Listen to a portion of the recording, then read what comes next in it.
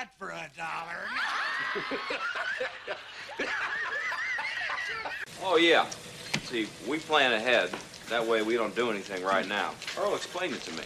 Now, say my name. Welcome back, everybody. We got another Deadwire Live weekly edition. We are proud to present to you. We got Skeeter back again for another round.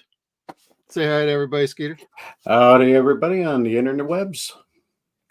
And of course, I got Yahoo number 2 over here. I don't know why he changed his name to Kev 2. I still have my leftover name from our Dread review. I never changed it. Faux pas. Whatever. I don't care. It's all good. But we got another weekly round of some news. And what do you guys want to start with? You want to talk something sad? You want to talk something a little happier? How you feeling tonight? Let's get the sadness out of the way. There's a little bit of sadness that happened this week, and then there's a lot of really funny things that happened this week.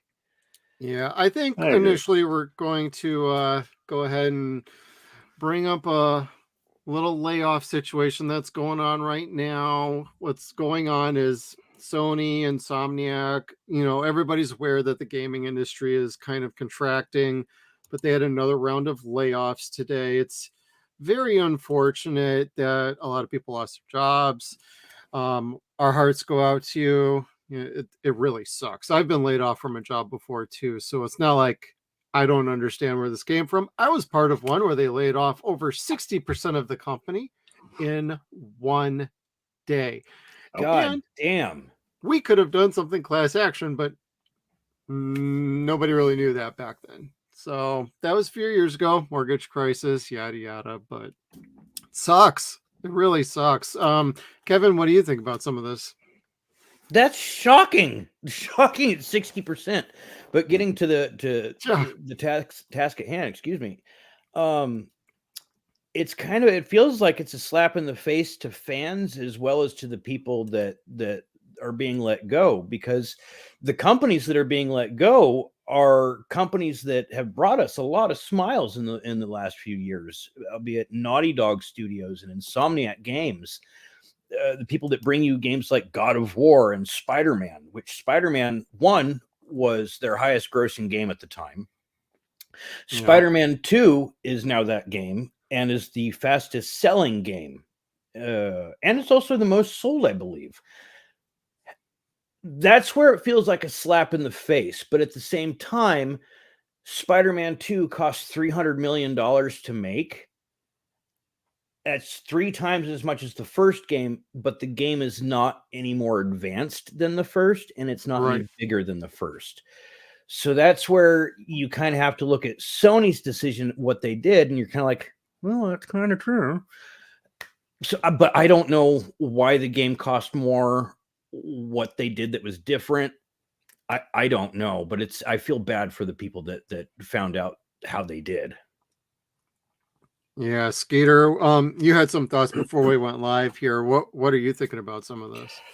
It's sad. I really feel bad for all these people losing their jobs. I mean, it's unreal. I mean, like it's a London whole company gone. I mean, there's a lot of good game systems or games that come out of London. Top of my head, I can't think of any. But like,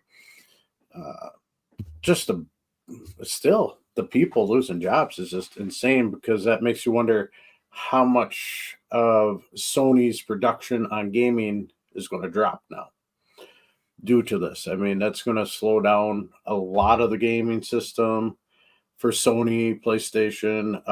It's just, it takes so many years to get a game to come out in the first place. Now, how much longer we're going to have to wait for, you play like Spider-Man 2 right now, hottest thing. How many more years before Spider-Man 3 comes out now? Is it going to be twice as long as what it was before with all these jobs gone? Or maybe they're streamlining stuff a little better, but maybe they're getting AI more involved, which could be a possibility too. Yeah, I don't know so much about AI getting included at this time. They're probably still trying to figure out how to properly use it for video games. Um, Over the next couple of years, we're going to find out real quick what their Mhm. intents are and how well it will actually work with games, or even live service games or massive multiplayer ones. We'll end up having to find out about that, but you know, it's really sad. And I can see where it is going to affect some of the games, some turnaround time. Who knows what all these people were doing? Like, some of this could be redundancy. We could be eliminating some middle management out of some of this, and that's never a bad thing. Middle management is Mhm. a usual problem in bigger companies where you just have too much management. And I mean, I think we've all been in jobs where middle managers just sit around in meetings and just that's all they do all day and complain. They don't actually do any real work. And so eliminating that kind of position, that I can see, or redundant ones. I mean, they've acquired studios. Maybe some of this has a little play in where, hey, we got three people doing the same job. We really only need one. And it's enough workload for just one person to handle. But I suspect a good portion of this is just, hey, we got to cut some costs down, close an office here or there. We got to bring some overhead down here like real quick. So that seems to be what they're doing here on the Microsoft end. In this article from the Hollywood Reporter, they remind everybody about Microsoft cutting nearly 2,000 people after they completed their acquisition of Blizzard, which that's even crazier because it almost feels like you're cutting out a whole department at that point of Microsoft, the giant Microsoft cutting out 2,000 people. That might seem a low number to some. 2,000 significant. That's That- a lot of fucking people. Mhm. And That's that a whole culture. knows Yeah. somebody who unfortunately lost their job due to in that round of layoffs, and that sucks. It really sucks. Yeah. And we were talking about it before we went live, so I guess we should say it while we're live. Our hearts definitely go out to you guys. You know who you are, who we're talking to. I know you guys are probably watching. We're not going to Um, name drop. Don't worry. Yeah, but we love you guys and we're thinking about you guys, and we hope this is just a brief period for you. Like, Mhm. truly, I hope so. Get to one of the good gaming companies that sponsors creativity and allows freedom and will actually give you some good money. So Oh. maybe this opens the door to a great opportunity to get in with the lower companies because they're out there and they need talented people. And a lot of these people are obviously very talented. Some will land on their feet very well. Yeah. Or they get all together and start their own company and make a lot better games than what Sony's going to be able to pull out, or Microsoft itself. That's Hey, this happened is in a the great time past. for indie games, like Mhm. you're pointing out. I was going to say, didn't they call that Kojima Studios? Yep. He's You know where I was Like, going. fuck this, You know I where ain't I was working going. with under these conditions anymore. going to go get his own Metal Gear Solid with hookers and blackjack. Actually, that's how Sony got started too, because what's his Yeah. name? Blanken. He left Nintendo because they said, "Nah, we don't like those ideas." Started Sony, and then Oh, yeah. boom. Yep. They had the prototype like made. Mhm. They ordered No. it, and they're like, "Meh, we changed our mind." Mhm. Yeah, no, we're gonna do our own thing. Okay. Yeah. Actually, I And heard about that story recently on I think Side Scrollers, which is another YouTube channel.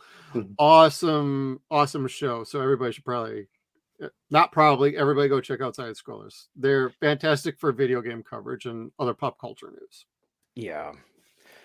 What I feel really bad about is the people that are remaining with the studios. Like, they can't say anything. No. Management can't say anything other than, reach out to your friends, be thankful that we're all still here. except for Insomniac, of all people, actually put out a statement saying, like several other teams across Sony Interactive Entertainment and PlayStation Studios, Insomniac Games was impacted by yesterday's layoffs. There are no sufficient words to express our feelings about it. This is a solemn and unprecedented moment for our studio. We are focusing our energy on helping everyone affected through this challenging time. With cocaine. I'm sorry. You know what? The point is they were the only ones that said something like that. Yeah. That kind of that makes me smile upon them. And they're not my favorite studio in general, but that kind of like gives them a point ahead for me. That's kind of slapping the boss in the face and saying, we don't appreciate what you just did. Right. And maybe that's what Sony needs. But then again, they did make a game for 3 times the amount of money that's not even longer than the first or second game. Yeah. Yeah. And unfortunately, there's just too much messaging and virtue signaling going on in Spider-Man 2. You saw it starting with Miles Morales, and they just went completely all in on Spider-Man 2. And I think a lot of people are feeling a little burnt out from that kind of change in direction from the story. Like, it's very clear it does not match up with the first game. The models have changed completely. And then they're inserting all this other bullshit in there that doesn't need to be there. And it was never part of the comics. It's more, hey, let's have more modern sensibilities in here. How about you make a good fucking game? I really don't get it with Insomniac. And I hate to get on a soapbox on this one, but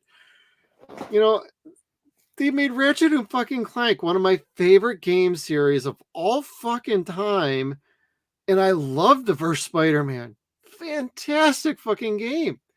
The second I got into Miles Morales, I hit like a brick wall, so to speak. And I'm like, I think I'm done playing these games. And I'd rather play like Ghost of Tsushima. I'd rather play other games that are a little more artistic and narrative driven that don't rely on anything of the modern era. But that seems to be what they were targeting. And I know they sold a lot of Spider-Man 2 games, but I don't think they really endeared themselves to the trust and faith of gamers, let alone hardcore gamers. The gameplay to Spider-Man 2 is pretty much exactly the same as Miles Morales, and then they increase it a little bit more, like they enhance it. So the gameplay is more or less they cranked it up a little bit better in the fighting and the travel. Like you can air glide now in a squirrel suit, which is, God help me, a lot of fun. But they still have those moments where you have to like get out of combat phase with Spider-Man and go into stealth mode phase with a non-superhero character. I don't necessarily like those levels. They take me out of the game. Some people really like them, and that's great.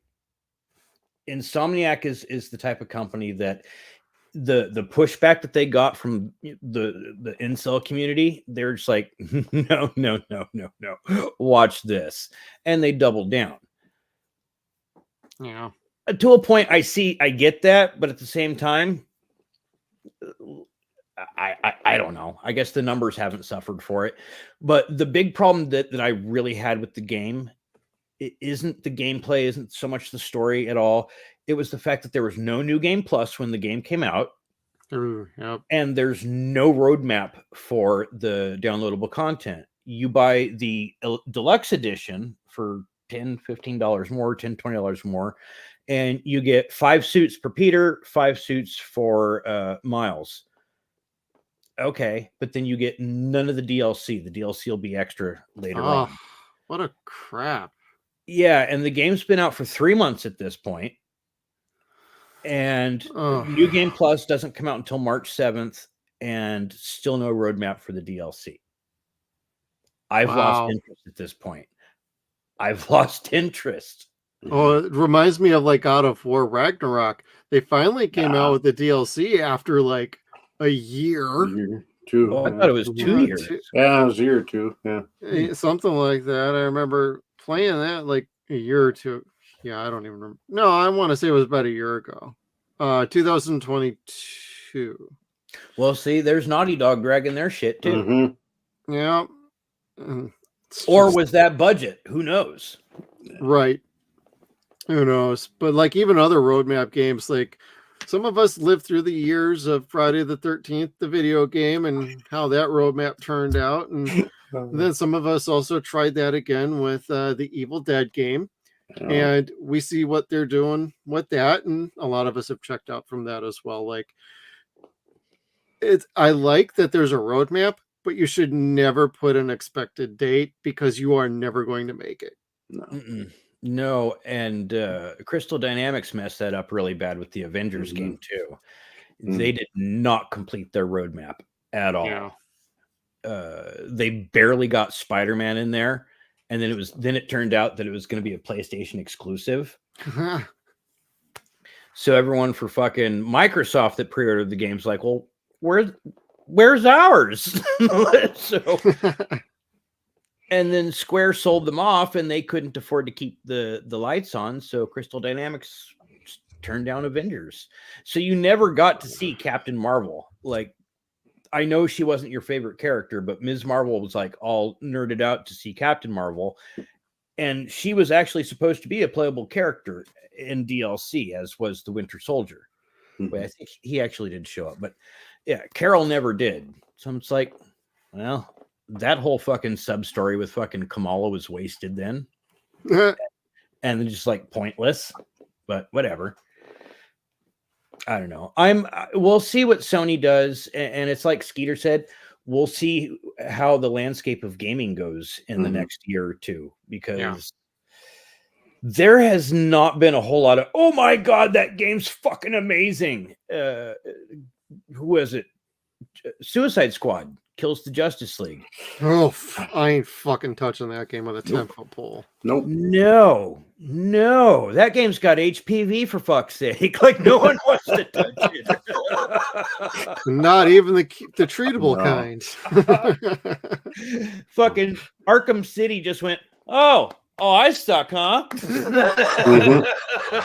Well, that's what's funny with the Batman games. After that came out, less people played the Suicide Squad, and then all of a sudden more people are on the Arkham Asylum, Arkham City games, and Arkham Knight games.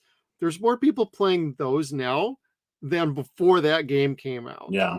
And all it did was, okay, I don't want to play that shit show. I'm going to go play the good games. Even I fired up Arkham Asylum on my PlayStation 3. I haven't gotten very far, but it's like, fuck, I ain't touching that, but I kind of want to play a Batman game. So here we go.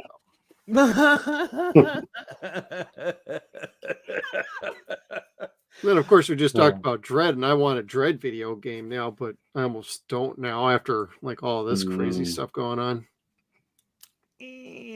I will maintain, if it's made by the same company that did RoboCop, that would be fucking sweet. Yeah, that'd be all right. RoboCop was violent and fun. They were like, you know what? We're not going to do this properly, so let's make it fucking awesome. This is very true. Oh, shit. Oh, but yeah, I think that's all that's going on with the video games that we know of right now. Who knows what else Microsoft could do tomorrow? Who knows what Sony could continue to do? Or Nintendo.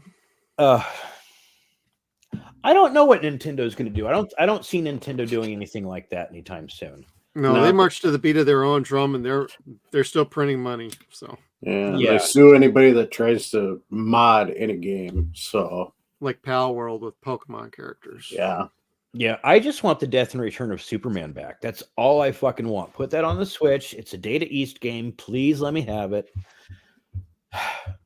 That's all I want. Licensed games, though. I know. That's why it needs to be a mod. Fuck. True. Or get a cracked Switch, jailbroken one. I dig it. My buddy had a jailbroken or bricked Wii. And we worked for Oh. Nintendo, so there was no shutting it down.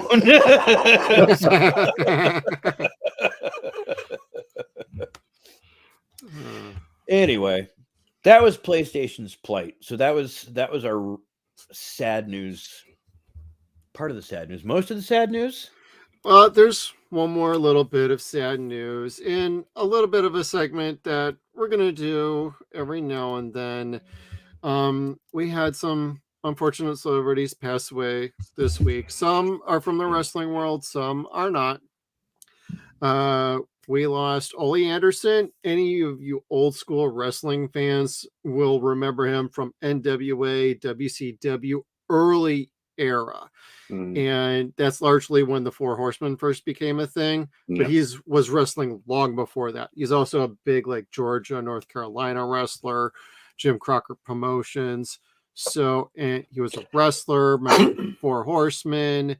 He also ended up becoming Booker, which is like the head writer for a long time. He also infamously told The Undertaker, "You will never draw a dime. You will never be anybody in this business." And we see how well that turned out for The Undertaker and multiple other wrestlers. But, you know, he's from the lineage of being a hard ass and sticking to your guns regardless. And he never shied away from any of that. So he's a known asshole. However, he stuck to his guns. Nobody ever said anything about like he's a complete fucking moron or anything like that. It was mostly he's an asshole, but he had some good ideas, and he also had bad ideas. So welcome to wrestling. That's usually what happens with head writers. Just ask Vince and Eric Bischoff. Yeah. And then we lost Virgil, $1 Million Man's former butler / bodyguard. A lot of us remember that from the 80s when we were growing up and into the 90s. Skeeter, got any memories of these guys? Or both of them. I watched wrestling since the 80s, all the way up to late 90s. Just Ole Anderson, I remember from the early 80s to mid 80s.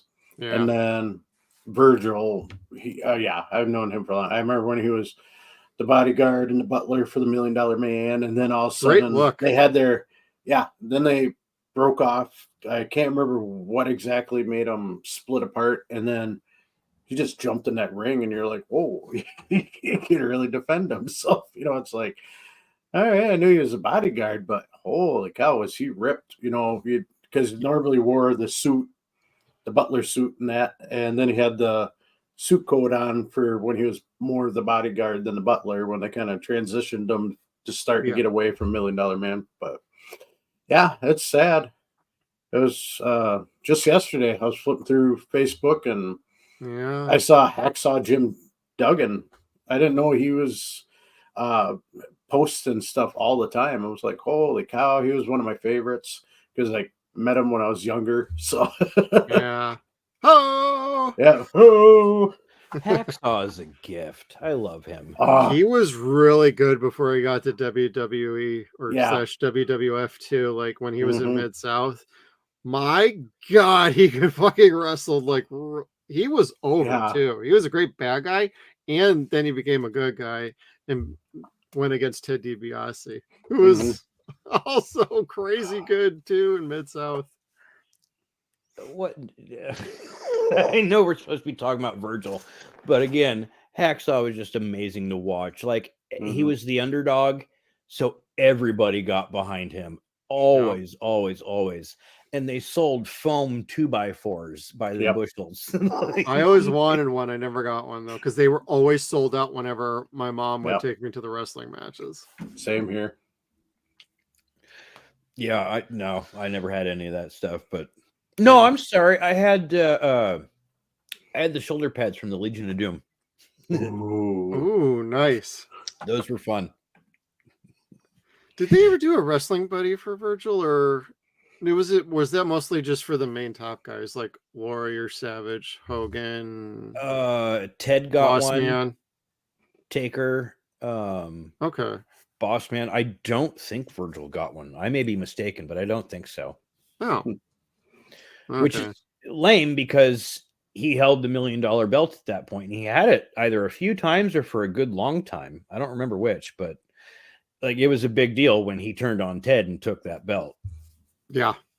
Oh no, there was one. I just found it. Yeah. Oh. There was one. So yeah, I just checked it out, and yep, Wrestling Buddy Virgil Superstar. So Oh, fun. yeah, there is one out there. Okay. They're pretty cheap right now. You get them sealed up still for $25. Oh, Wow. not bad. No, that's not bad at all, actually. Mm-hmm. Yeah, I know he was kind of looked down upon the last few years, but he also had like some health issues. But like his wrestling career, unfortunately, really didn't amount to much outside of like the Ted DiBiase thing. Because when he went to WCW and he joined the NWO for life, too sweet. Yeah, right. He was known as Vincent there. Yep. And he was fun to watch, but they never really let him wrestle. He mostly was just doing the managerial thing. So I don't know what the disconnect was. He looked great. He had a good look.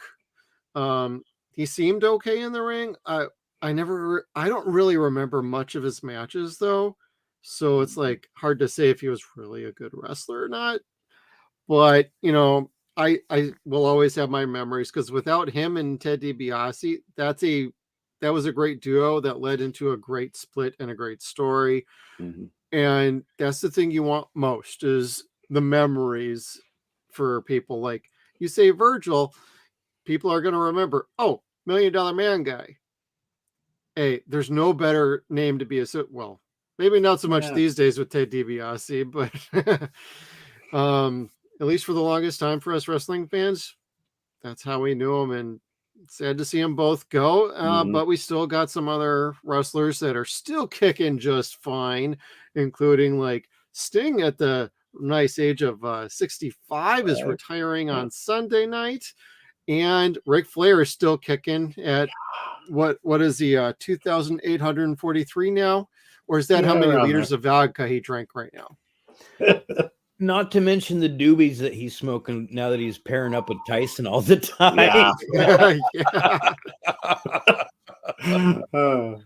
Oh, funny. And people are like, well, why is he hanging out with Tyson? He's the womanizer.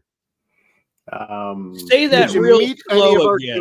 From the 80s? say that again real slow and add that with high flying profiling womanizing limousine ride, jet flying, son of a gun, doobie rolling. That needs to be updated now because now he can't even say, you want to go for a ride on Space Mountain, ladies? Longest line. Oh my god. Shortest ride.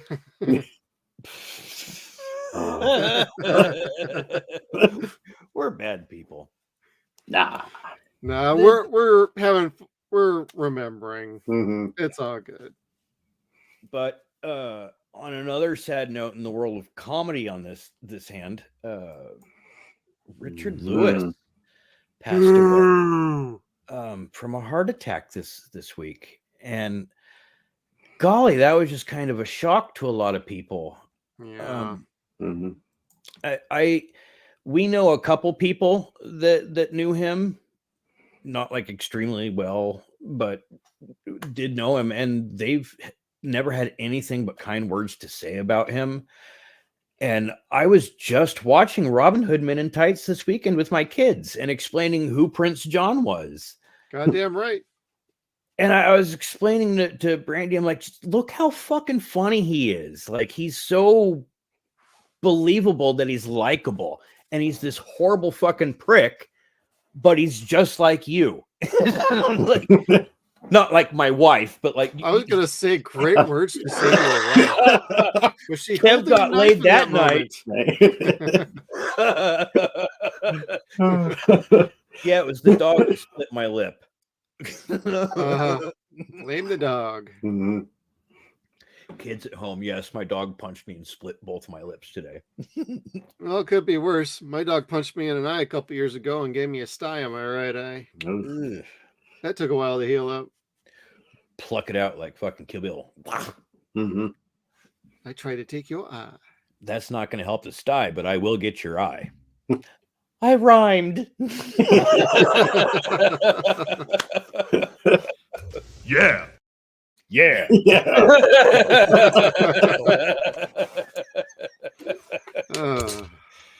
Oh shit! And that was the sadness that we had. I liked Richard Lewis. He was, for me, Prince John. That was my most memorable thing that he did. I know a lot of people are into Curb Your Enthusiasm. That was huge. I never got into that show. I'm more Prince John camp. Yeah. So. Yeah. I'd never seen it either, but I was not like a Seinfeld fan, so that kind of humor was not always my thing. I'm sure if I watched one it, viewer. Oh, I'm teasing. We know people that know him too. Not like we don't. I've actually gotten parted dad advice that actually came from him. But anyway, yeah, golly, I am gonna miss him. He's one of the good people, and it's we still have horrible people like Bill Maher. That's the Captain Hot Take. That's not funny. Take him. Give us Mr. Lewis back. That would be so much better. I'm okay with that. You think Bill Maher would be okay because he smokes weed too, but nope. Yeah, we don't have to get on that. Get the beep ready. Oh, you mean like this one? People are morons. Yeah. Beep.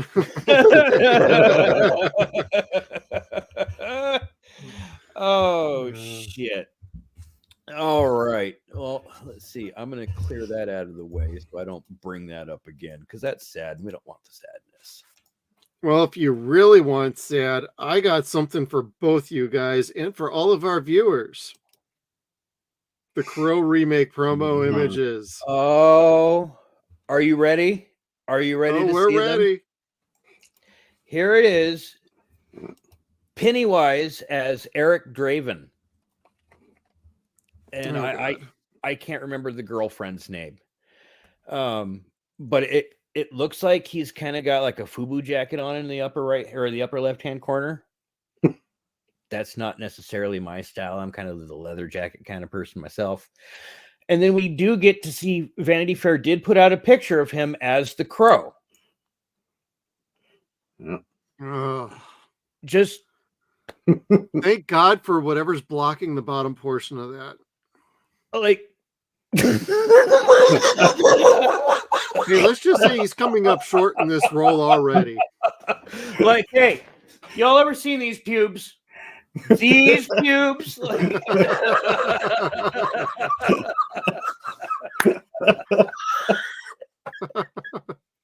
It's emo Pennywise and his pubic region. Like, what the fuck is that picture about? It's emo wise. Yes. Wait, let me get my good side. All right. Oh my God. I'm not looking forward to the Crow remake. I wasn't before. Like, even when I thought he might have had long hair, like he's looking like Eric Morbius in this. Yeah. Whatever. But I'm not excited. Now that I've seen this, I'm even less excited. Like, he looks like he did in John Wick 4, but with John Wick's fucking tattoos. Right. That the Crow was a big thing for us as kids or as young adults. Like, it was a statement. It was a movie that reached out to a good number of kids, the goth kids and stuff. It kind of helped them realize who they were in a way. Yeah. It helped people identify with the pain that Eric went through, which is the pain that J.O. Barr went through. And the Crow was his coping mechanism for what he went through. So for this, it feels bubblegummy and it feels kind of like a kick in the dick, if I'm being perfectly honest. Well, That picture certainly showed that. My shaved dick. Yeah, and the girl who's playing Shelly is FKA Twigs, something or other. Yeah, FKA. Yeah, Twigs. Yeah. Which I'm a complete moron. I don't know who the fuck that is. If that's a musician, I know a lot of those names for the younger audiences probably know who that is. And I get it. You want to do a reboot.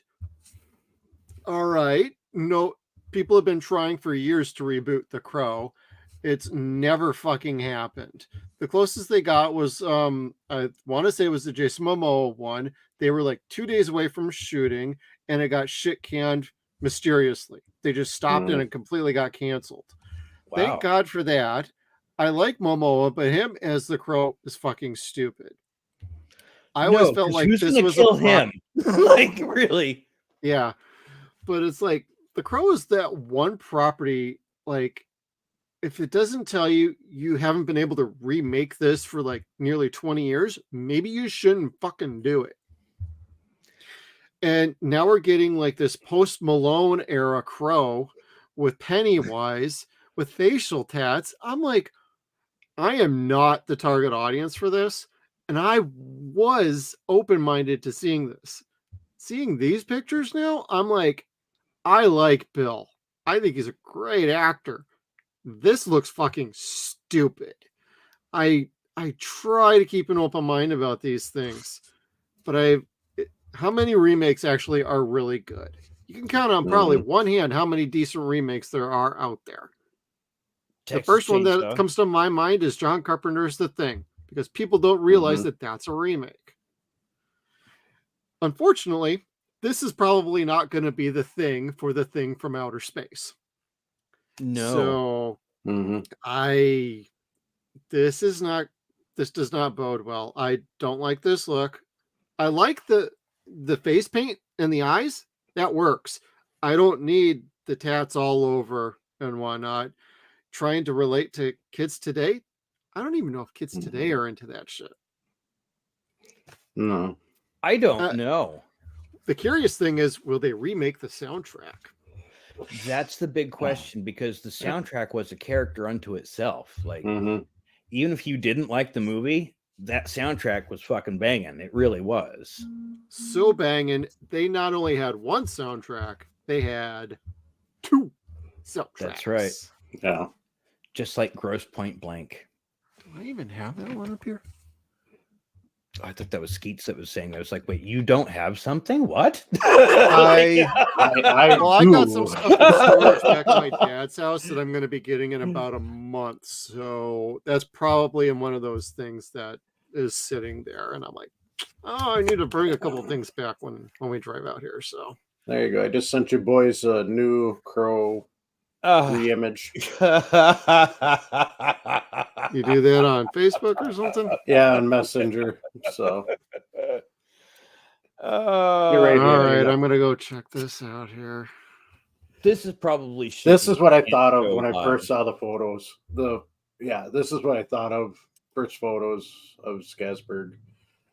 Unbelievable. Who was that? The guy that was in the news for like snitching? They had the tats all over his face. 6ix9ine. Yeah, that's kind of what that reminds me of. That too. But dead with clown makeup. I'm not looking forward to it. I hope it does well. I hope Bar gets money, residuals somehow. I don't know. I'm sure he is. Yeah, but I don't know. We'll always have our original. We'll have our TV series. We're going to be talking about that soon. Yes. But this is going to be caca. I'm calling it now. It's caca. Kind of reminds me of what they did with the Joker in the new DC movies, where it's like, what did you do? It's like, teeth are silver. Yeah, just was not right at all. And on some other streams I was on today, people were calling this Joker Crow. because it was a cross yeah. between Jared Leto and like whatever they're doing with this crow. And I'm like, that is the wrong image to give me because I am not a Jared Leto fan at all. He can go play Morbius for the rest of his life for the fuck I care. And stay out of fucking Tron, you prick. Yeah. Stay out of my goddamn sandbox. I mean, he was in Blade Runner 2049 for all of like 5 minutes, and that was the perfect amount of Leto, even though I could have done without any of it. Yeah, I like it when he goes out in his fucking desert sabbaticals and shit. Just don't come back. No, he's a good musician, though. I said good, music. Not great. Yeah. 5 Seconds to Mars. Bruce Willis could play the harmonica. Yeah. Then we could have yeah, there we go. There's my image I sent you, boys. Lonely Boys, the Island Boys. Oh God. That'll send people running without even trying to fight them. Yeah. There went that last viewer. Ka-ching! We got rid of them all. Oh shit.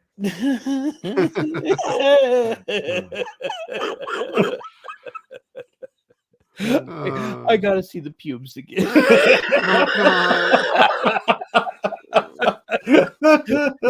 I can't with this movie. I think I'm pulling back on yeah, I'm having a pull-out moment with this movie. Like, I think I'm out. I'm not going to check this out. I'd almost rather watch Edward Furlong again. It makes me think of fucking Morrissey. Did I mention I cried? Oh, good luck to you, Crow. 5.1. Yeah, I don't know which one it is now. I think it's 5. Go have fun, emo wise. We're done with you. Yeah. Kinda. Anyways, on to our next reboot. We got word that Paramount is rebooting the Naked Gun trilogy, or the Naked Gun series, with Liam Neeson. And it's funny because we talked about this several months ago on 0 Point Reviews, where we said, if you were to recast or remake the Naked Gun today, which we all agreed was not a good idea, who would you get to play Frank Drebin? And we all unanimously agreed Liam Neeson. So here we have it. This is why we don't write movies. How do you guys feel about that? I mean, one, you're remaking a Holy Grail type movie. And then 2, you're replacing a very unique actor. Like it's almost like a double-edged sword. But in that regard, Leslie Nielsen was super straight-faced, a straight actor, until Police Squad, and they did that one episode where he had to do stand-up for however long, and like you're like, shit, he's really fucking funny. Yeah. And then this goes on from there. So Liam Neeson is funny. He's got a great personality, and he's not afraid to make fun of himself. So I'm kind of like, you know what? If anyone is going to be able to make that role funny that's not Leslie Nielsen, maybe it is him. I think it could be. I mean, Leslie Nielsen, like you said before, very straight-laced actor, very serious roles, and everything he did before that. And then pow, just like you're like, no way. This guy is just the funniest guy in the world right now. How did this happen from such a serious actor? It's like when comedians play the straight role in a movie. You're like, whoa, you can do that, you know? And Liam Nielsen, yeah, and sometimes it kills their career. Other times it's like, whoa, like Billy Connolly. Yeah. I've never seen Billy Connolly fucking perform. All I know is he's a very famous comedian, not actor, not action star. He's a very famous comedian. So it's kind of like, oh shit, okay, maybe there's something to that. Because he killed it as El Duce on Boondock Saints. Yes. So, but Liam Neeson, and I don't care what anybody says about the movie, A Million Ways to Die in the West was fucking hysterical. And Liam Neeson did a great job making fun of himself, having a daisy put in the crack of his ass.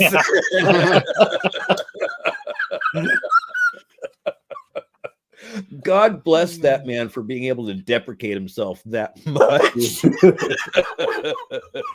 Well, you never know. Some of these pros secretly have like these wonderful personalities that you just wouldn't know about it. Maybe he's just at the point in his career where he's like, you know what? Fuck it. Let's have some fun. Like, clearly he doesn't need to work. He doesn't have to. If he did need to work, he'd probably just go make Taken number 12. I don't know. But I enjoy the first one. I don't really like the rest of them. But not to say, like, he's a very good actor. Oftentimes he's been in roles that really didn't serve his talents, but that's not really on him. No. But I think he's going to be absolutely excellent as Drebin in The Naked Gun. So I'm excited for it. Leslie Nielsen would probably greatly approve of this. I honestly don't see why he wouldn't be like, nah, this is the right chap for this. He'd have one conversation with Liam and be like, give him hell, kid. Kinda, yeah. Like, let's just point out real quick for those just tuning in. We're a no for The Crow and a yes for remaking The Naked Gun. This could be a very pivotal movie for like comedies in general because we don't have lampooning movies anymore right now. I think they're all funny movies at all, hardly. Yeah, that slapstick comedy is kind of like faded away. It'd kind of nice to see it come back. Well, the problem is they oversaturated the market 20 years ago with disaster movie, Not Another Teen movie, date movie, which date movie was actually pretty funny. But like Meet the Spartans and all that shit. Like Zucker sold his recipe to everybody, and everyone was like, "Let's make a stupid fucking movie." And it didn't have the intelligence that the Zucker films and the series did. That's why they faded out like they did. Yeah, but God, not before everybody just got sick of them. They were like seeing new Asylum films every week. And it was bad for comedy. So this coming from Seth MacFarlane and Liam Neeson, who again have done very funny things together, I think this is going to be a good movie. I'm willing to give it a shot. Yeah, Seth is a pretty good writer, so I'm very interested to see where we're going with this one. Yeah. Can we get an airplane? It'd be perfect in this current day. Awesome. I'm just saying. Well, Airplane was a remake of Airport, Airplane 76. So it's like again, that's another one of those things that can be redone, and it's not just a remake; it's a revitalization of a type of comedy. That's not a bad thing because it wasn't a bad type of comedy. It's not like you're bringing back Don Rickles jokes. Look at the nose on that guy. No, it's not like that at all. It's the how did you get in here? Who are you? I'm a locksmith and I'm a locksmith. Like cute and cheeky's good. It's funny. It's sweet. It's real. Yeah.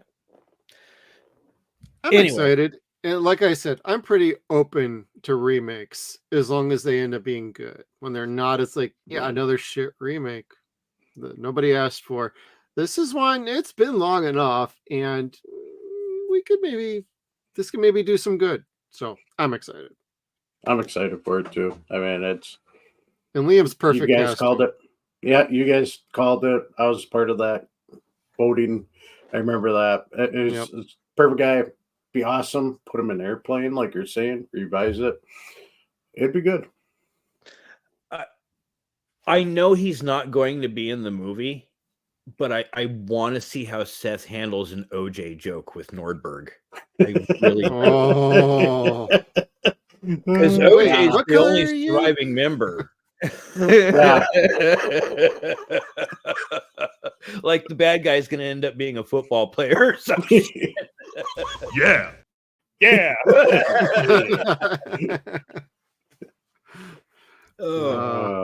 And at Well, this it point, should be fun. Nordberg needs to be Asian. He's been white, he's been black. Now he needs to be Asian or Hispanic. Latino. One of the two. Yeah. Yep. Okay, so remake number 3 tonight? 2? Something like that. Yeah. Okay. Jeff, you are the expert on this one. What are the box office scores for Dune 2? Dune 2, I don't really check out Rotten Tomatoes. I'm not really into anything like that. However, on quite a few streams and what I do for research, across the board, everybody is loving this movie. The only thing I'm hearing is there might be some nitpicks from like hardcore book fans, but it's being described as Dune is a little bit like the Lord of the Rings as far as like people nitpicking from books to adaptations. And I never read Lord of the Rings, love the movies. Never read the Dune books, but I've been watching the Dune movies since the David Lynch version. So I've seen David Lynch version, I've seen the extended version directed by Alan Smithy that David Lynch wants nothing to do with, which I absolutely love. I love both of those. There's been the 2 miniseries on Sci-Fi Channel. They were fine. And then we're getting this Dune, and I love the first one. Denis Villeneuve is a very excellent director, and on all accounts, people are saying this movie is awesome in a theater and probably the best sci-fi movie of the last 10 years. Now, they're not saying it's on the level of like Godzilla -1, which is like instant classic. People will be talking about Godzilla -1 for years. This is one people will talk about for sure for a while. Its outstanding legacy will largely kind of be determined by its box office and what people feel long term about this movie. This isn't like the second you're done watching it, that's immediately going to be an instant classic for the next 50 years. It's really good, though. People are digging it, and it's being eyed for, let me get the screen going for the projections for this weekend. And look at that. We're looking at least an $80 million debut. And that's just based on, this is from last night or yesterday afternoon. And things have been updated a little bit. Their 2-day opening already so far is at 10. That's actually a little bit higher than what they are expecting. And theaters are selling out everywhere. People are having a hard time getting tickets that aren't like super early in the morning. So if you're going to go see this movie and you really want to see it and not know spoilers, you might want to get on out there, because this is going to be talked about probably for the next month or two, because there's nothing else in theaters except maybe Ghostbusters toward the end of the month. But Ghostbusters, Dune, 2 completely different kind of sci-fi movies. And this is the wide-reaching space epic that I am all about. I love my space science fiction, and I'm super excited to check this out. But Kevin, I don't think we've ever really talked about Dune or anything like that. What do you kind of think about some of this? Well, my big takeaways from Dune is Zendaya's outfit looking like the Tin Man. Or Krang. I'm not a Zendaya fan, but I don't hate her enough to not like the movie. And the fuckable Sarlacc pit. I've seen the original Dune like 5 minutes here, 5 minutes there. I've never been able to watch more than that. I'm not a sci-fi fan in general. Like I'm not. Space operas do not reach me outside of Star Wars. Star Crash, people are saying if Star Wars hadn't come out that year, Star Crash would have been fucking your big box office. I hate Star Crash. Like even Rift, I'm like, it's so boring. Dick McLark's huge. That's Space Mutiny, and that's just as bad. I know. I know. Oh no, you know what? I like Space Mutiny more than I like. Yeah, anyway. Well, I'm glad you have those feelings because we're doing Farscape next month, Kevin. I know, and Dune was just very boring to me. And it's got all these actors, wonderful actors, some of which I like very much, but like the pacing of it, the story, maybe I'd like it now if I had to sit through it objectively, but I don't know. As a kid, I couldn't handle it. I wanted to see some shit getting fucked up and people getting possessed, hacked up, slashed, whatever. Yeah. I had a thing.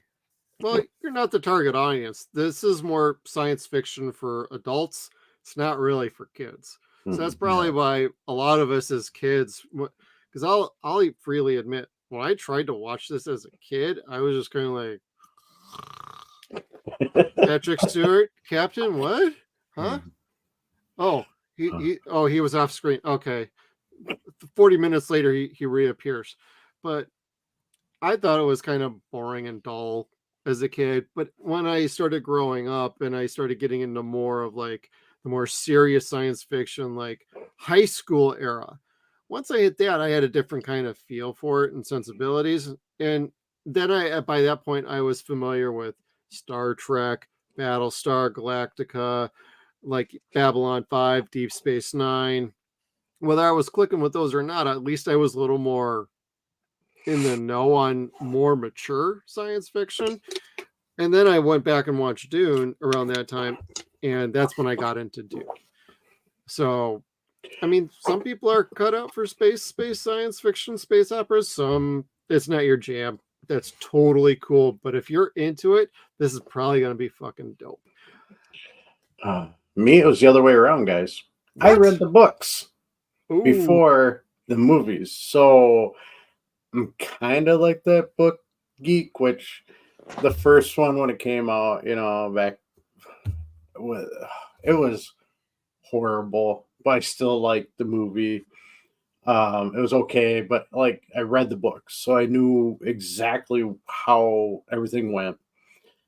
This one, amazing. They did a great job on it, but it's rushed. There's just the lore on Dune is just amazingly long if you get into it, which Kevin, I understand you can't, but I got into that because it was like amazing fantasy futuristic world and far off time in outer space, and it was, to me, it meant a lot for the books to be produced right in the movie series.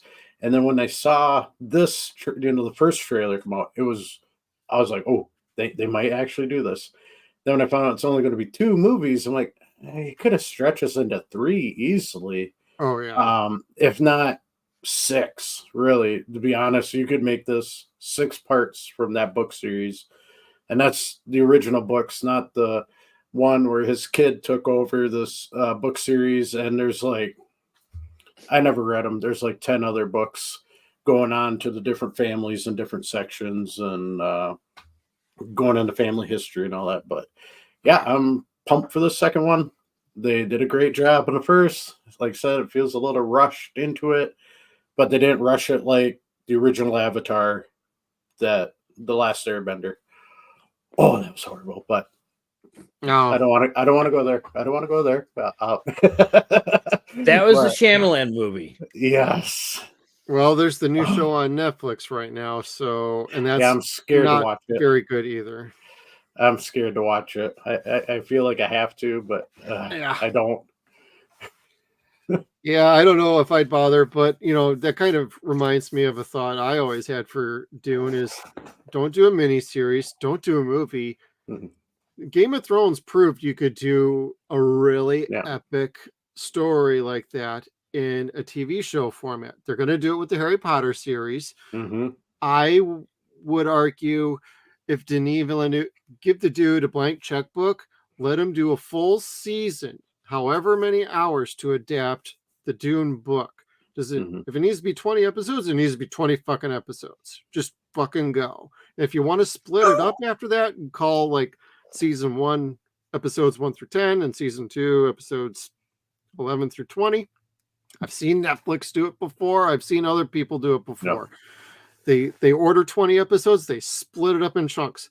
They fucked with my Voltron like that when they were putting that on Netflix years ago. Oh, Yep. hey, here's 6 episodes here. Here's 8 episodes there. Here's 10 here. Here's 20 there. Like, fuck you guys. Mhm. But at the same time, I would love that for Dune. I think that could be done, especially if Denis would be involved. And there's rumors going on about what's going on with the Bene Gesserit TV show that they are making. It's going through a lot of like overhaul. Nobody really is certain what's happening, if that's still going to be a thing or not, because that might be expensive too. Yeah, And 'cause they'll it's set like nitpick it. 10,000 years before like any of this happens. So Mhm. it's like, oh shit, you're going to get me confused real quick. But based on like all the movies I've seen, the only kind of drawback I'm hearing is some people are saying this actually could have been a little bit longer of a movie. We've actually Mhm. seen the movie like 2 hours 45 minutes, but it's supposed to slam right up. Takes place like 10 minutes literally after the end of the first one. So it actually is supposed to flow as one movie, literally, not be like, oh, this is part 1 and this is part 2 that takes place days, months, weeks later. No, this is Mhm. literally supposed to slam together into part 1 and be one long experience. Because most of these part 1s and part 2s in theaters the last few years have been bullshit. Mhm. Like, and I hate that. I don't like part 1s and part 2s. But for this, it's like I feel that's what they were doing, is like this is supposed to be an overall long experience. I just I my only reservation is I am curious just what they leave out more than anything, and if it's going to affect the story too much. I've stayed away from spoilers, so I don't know, but this is a 60-year-old book. The David Lynch movie is over 40 years old, Mhm. and the Sci-Fi Channel miniseries is close to like what 20-ish years 25. now? Yeah, Yeah. 25 at the most. Yeah, it It was was around late 90s, early wasn't it? 2000s. Yeah. Mm. And so it's like spoilers, schmoilers. I don't give a shit, but I do want to be surprised with what they're doing in the context of this movie. And because Mhm. there's plenty of room, and it sounds like it's being set up for adapting Dune Messiah for the third one. In about 10 years, they're going to drop that one. They want everybody to age naturally up a little bit for that. And that's where I'm going to be real crucial about it, because the book, the end of it, amazing. No spoilers, but I mean, it's just so much happens. It's going to be like you said, they got to be that natural aging process. I mean, they could do it prosthetically, but I'm liking the idea that they're going for Messiah to be, actually 10 years later. So it should be good. I'm hoping they do good, because the way the first one went. Now the second one, which I think Wednesday I'm going to see. I got my tickets. It's Wednesday or Thursday. Okay. I know it's going to be good, but Messiah, they have to hit that just right, or else the ending it'll make sense to a point, but won't make complete sense. You'll be kind of sitting there going, huh, like something's missing. So that's what I'm worried about, that they won't nail it just right. Yeah, Denis is like a huge fan of Messiah. So, and ultimately, I think that's what he's been like trying to build towards as far as like storytelling with these movies. Like, he Mhm. wants this and then to conclude with Messiah. And he's very adamant about that, not including anything else that's going to get in the way of that story. So, he's probably already got something in his head, but I know he wants to go make another movie or two and take a break and then come back to it. And I'm a huge fan of Denis Villeneuve, so I'm super pumped for this. Like, I Mhm. loved Arrival, I loved Sicario, I'm really a big fan of Blade Runner 2049. Mhm. It's probably going to lose us another viewer. I don't care. I like the movie. The original Blade Runner's instant classic, though. But I like his work. Visually, everything is always stunning. So this is going to look gorgeous. And I'm looking forward to seeing it. So hopefully I get to see it very, very, very soon. And if I can, definitely clue people in on about that. But Kevin, we got something more we need to discuss here. You want to get super about it? Remake number 5. We got what was it last week? We should retitle the stream Remake Central. Remake Central. We didn't realize that. Like, that's just the way the news turned out this week. Yep. So as you all know at home, the Superman movies, the Snyderverse is done and gone. James Gunn is now in charge, and he's been writing his script for the titled movie Superman Legacy, in which case there have been 40 characters that he's written into the film, and most of them have been cast already, I think. Last episode, we showed the proposed Superman symbol, the crest, which was the same symbol that Alex Ross used in... I'm gonna fuck it up, Skeets. Don't even start. Too late. Kingdom Come. It's the S symbol from Kingdom Come, not Kingdom Hearts. You just did it to yourself anyway. Yeah. Because it was gonna get stuck in there. But anyway, just like a Doom popcorn bucket. Just like the Doom. Anyway, so this week, today is Sleep Day, and for those of you that don't know, when Clark landed on Earth, Jonathan and Martha adopted him, and they needed to put a day, so they put February 29th, so he wouldn't have birthday parties all the time for kids to come to the farm and get to know him. Fucked up, but it's what kept Clark safe. So today is Superman's birthday. Leave cookies and milk out for him. And in celebration of such, James Gunn put out the first image of the new Superman crest, which is here. And I'm a little happy. I'm a little concerned. I have feelings about this. Well, tell us about your feelings, Kevin, because feelings are important. It looks nice, like texture-wise. It looks really cool. Yeah. I like the coloring. I don't Reminds mind me a little of the Singer costume, a little bit. A little bit, yes. It has that color tone to it, and that's part of what I'm kind of about. But the is the snow that makes me think of Man of Steel. That took place too much in the Antarctic. It's too close to it's for a movie that didn't have the Fortress of Solitude. It didn't need to be that snowy.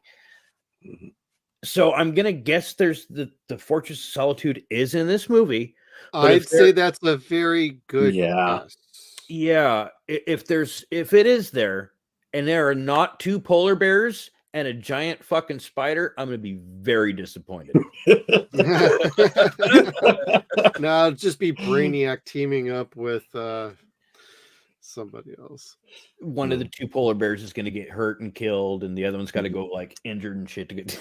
And then Zeus is gonna snap fucking necks. Let's go. So next, I'm gonna go watch An Evening with Kevin Smith.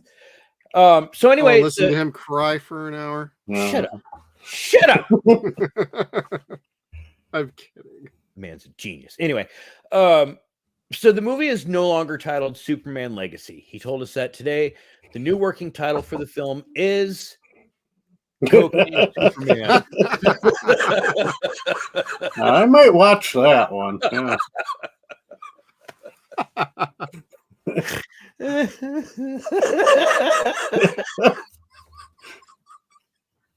The snow got me. I'm like, wait a second, is that or is that? No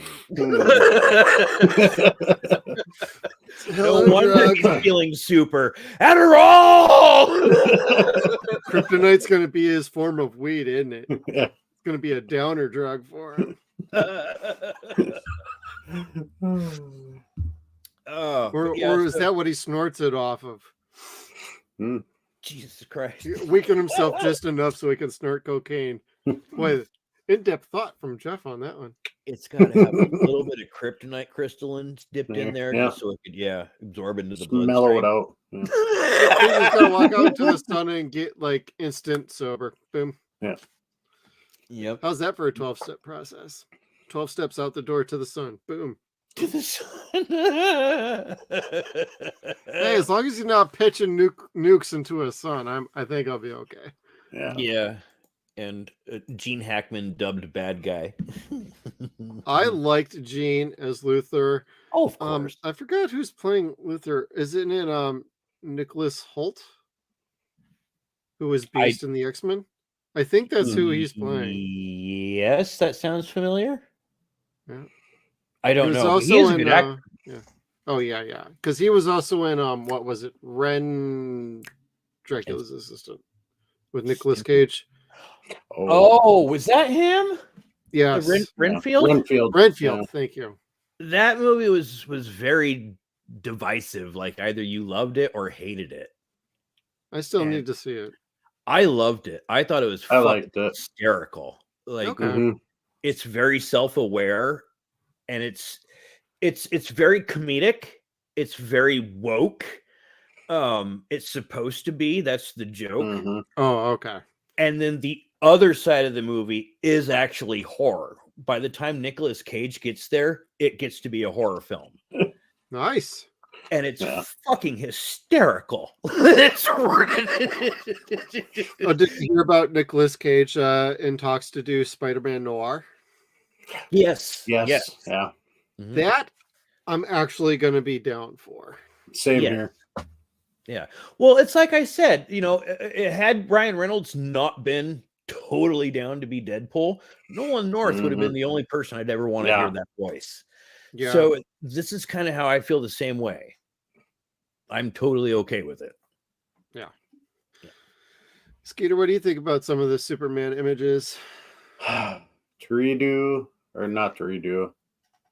Just don't do it. I'm kind of like, it's kind of the classic old vintage Superman right after Action Comics, that kind of look to it.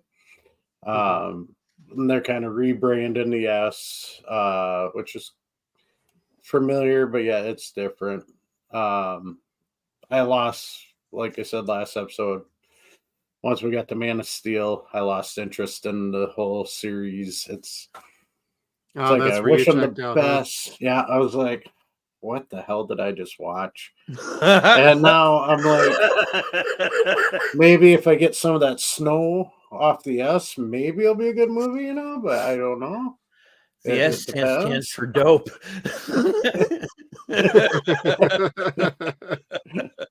Or maybe it's just powdered speed, maybe it could be. Could be.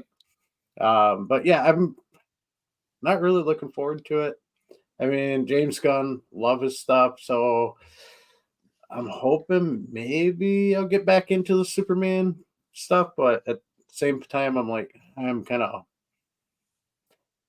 it's been overdone, I think. But not well. That's the problem. Yeah.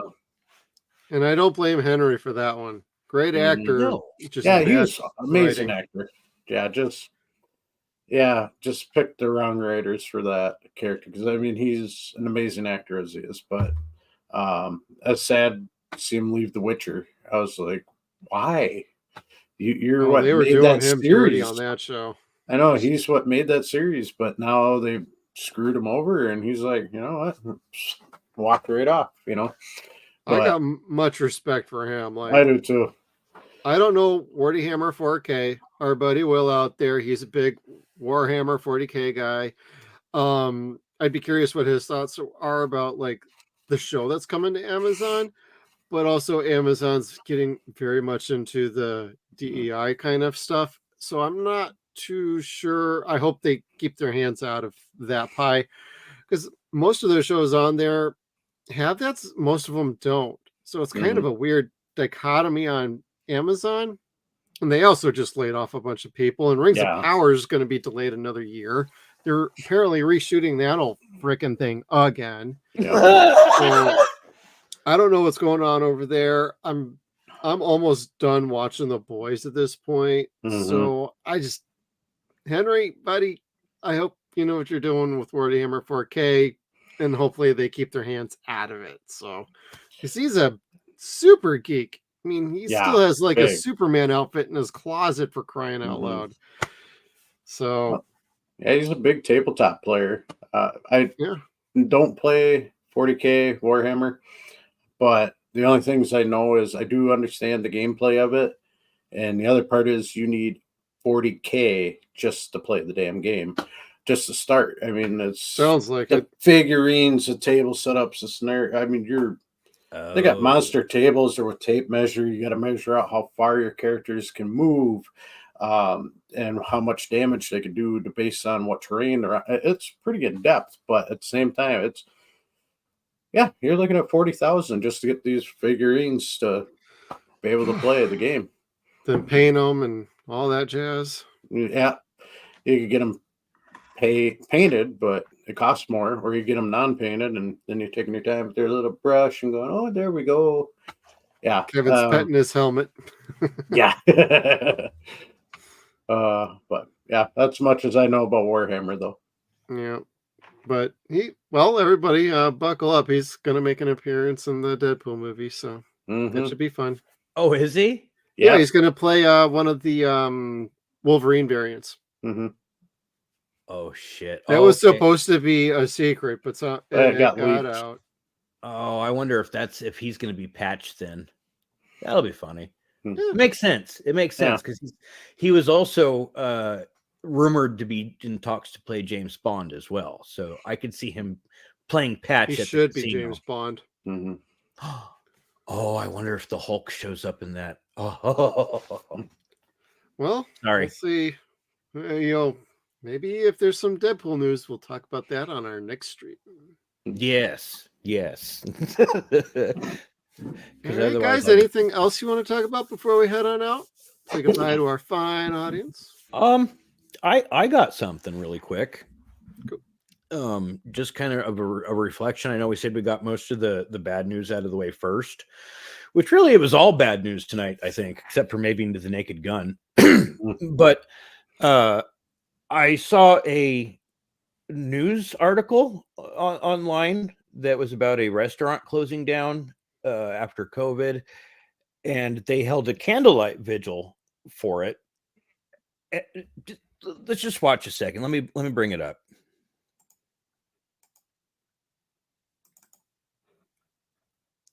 That's what she said. We're going to try to be serious through this story. So tragedy struck a small town in West Hit the full Virginia screen. back in 2020. There you go. The local Hooters shut down. Locals wiped away their tears and gathered one final time to say goodbye to their beloved restaurant before it gets demolished. Yeah. Daniel Burbank from our West Virginia affiliate reports. They're calling it the end of an era. Hundreds gathering at the old Hooters for a candlelight vigil. It's a lot of memories going down with that building. But through the tears.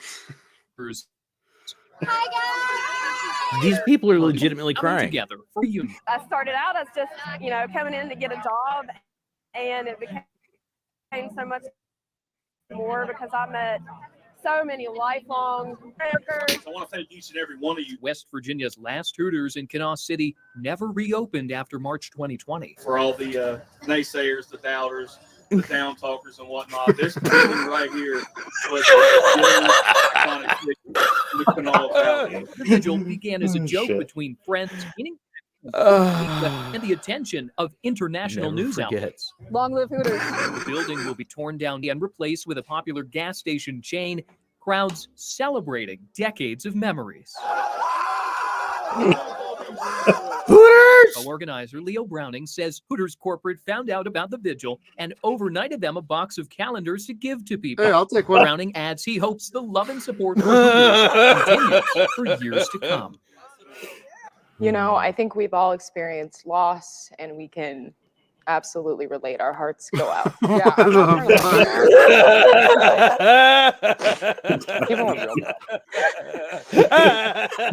People have real problems. Wow. I don't think she lost her bra one night with too many beers. Oh my god. I know some DJs that way. I might have to ask them. So, were you at that candlelight? I thought I saw you. Poor Kevin. Oh, that's a perfect happy ending, Kevin. I must agree. All right. I'm going to get Kevin one of those Dune popcorn buckets and a towel, and we'll not see him the next stream. Yep. I gotta go.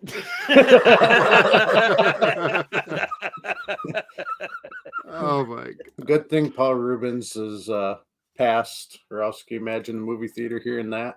Oh. More I love Paul Rubens. He was great, but at first I'm like, popcorn bucket.